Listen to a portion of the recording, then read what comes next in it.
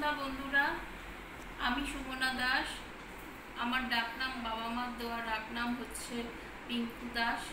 আজকে পৃথিবীতে আমার বাবা মা নেই, তাদের নামটাকে আমি স্মৃতি হিসেবে বা এই নামটাকে ধরে রাখার জন্য, কেন পিঙ্কু বলে কেউ আর আমাকে ডাকার নেই, এই নামটা ধরে রাখার জন্য বা জীবিত বলতে পারো, জীবিত রাখার জন্য আমি আমার এই চ্যানেলটিকে খুলেছি।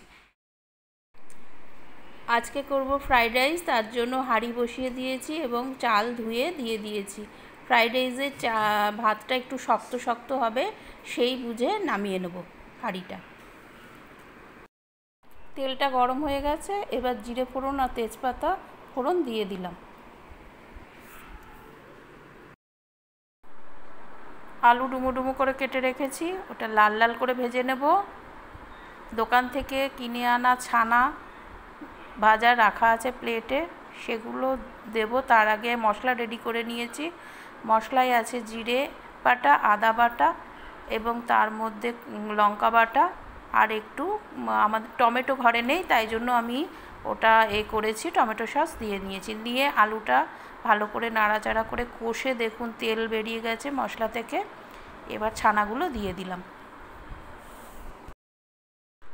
ছানা আর আলু একসাথে ভাজা ভাজা হয়ে মশলার সাথে মিশে গেছে। এবার তার মধ্যে জল ঢেলে দিলাম। জল একটু কম হয়েছে, আরেকবার একটু জল দেব, দিয়ে এটা ঢাকা চাপা দিয়ে সিম করে হতে দেব।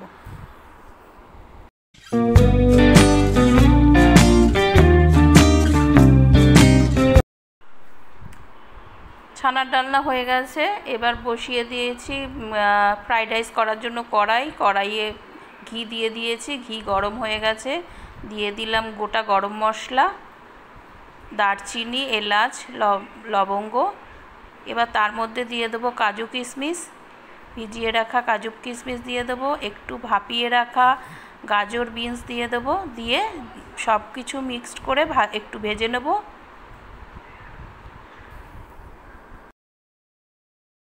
সমস্ত জিনিসগুলো নিয়ে খানিকক্ষণ নাড়াচাড়া করে নিলাম। খানিকক্ষণ নাড়াচাড়ার পর ভাতের মধ্যে আগে থেকেই চিনি অ্যাড করা আছে, দিয়ে ভাতটাকে দিয়ে সমস্ত উপকরণগুলো একসাথে নাড়াচাড়া করে হয়ে গেল আমার ভেজ ফ্রাইড রাইস। খাবার রেডি হয়ে গেছে। আজকে দুপুরের আমাদের মেনু হচ্ছে ফ্রাইড রাইস আর ছানার ডালনা। আমি মেয়েকে খেতে দিয়ে দিচ্ছি, তারপরে নিজের জন্য বেড়ে নেব।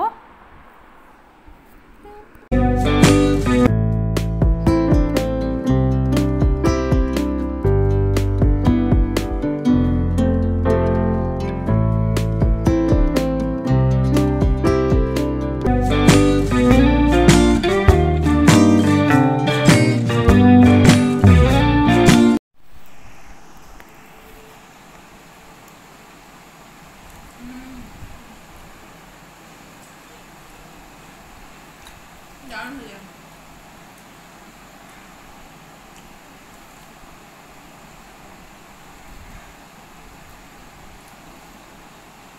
ঝাল মিষ্টি সব একদম পারফেক্ট, ভালো হয়েছে।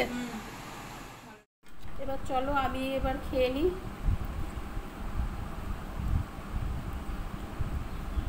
আজকে খুব সাধারণ রান্না, সাধারণ খাওয়া, ভেজ ফ্রাইড রাইস আর হচ্ছে ছানার ডাল। কি আর করা, খেয়ে নিই। না নিজে রেঁধেছি বলে বলছি না, খেতে বেশ ভালোই হয়েছে। খাওয়া হয়ে গেছে, এবার কাচের বাসনগুলো নিজের হাতে মেজে নিলাম, না হলে ভেঙে যাওয়ার চান্স থাকে।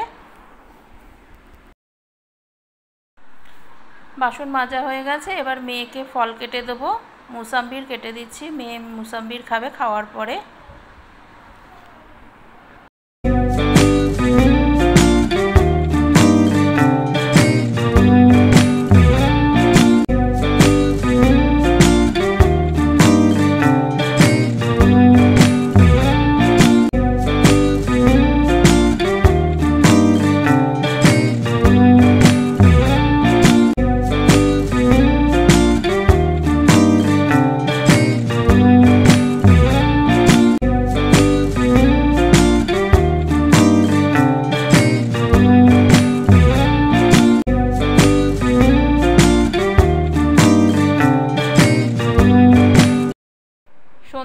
গেছে, মেয়ের সাথে গল্প করতে করতে চা খেয়ে নিচ্ছি দুজনে মিলে।